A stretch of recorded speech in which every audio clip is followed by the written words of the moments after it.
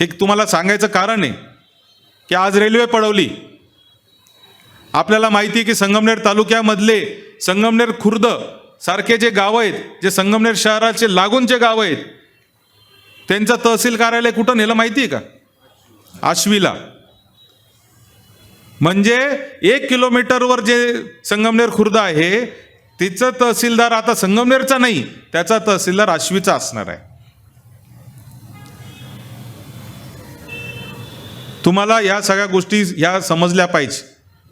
संगमनेरकरांना ह्या सगळ्या गोष्टीची जाणीव असली पाहिजे.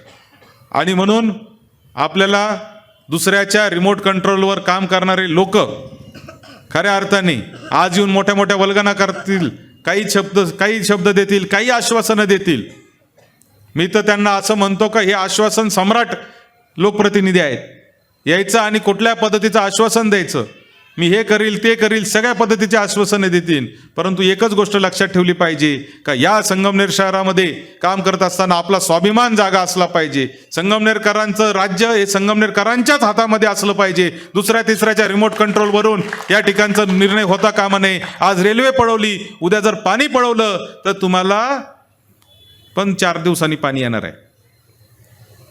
आज रोज पाणी येतं, पण उद्या जर आपलं पाणी पळवलं तर आपल्याला सुद्धा 4-5 दिवसांनी पाणी परत येईल. अशी परिस्थिती आपल्यावर येऊ नये यासाठी उद्या सकाळी 7:30 वाजता बाकीचा विचार न करता आपण पहिलं काम जे करायचंय ते म्हणजे घराच्या बाहेर जाऊन सिंह या चिन्हासमोरचं बटन दाबून आपल्याला या दोन्ही उमेदवारांना निवडून द्यायचंय.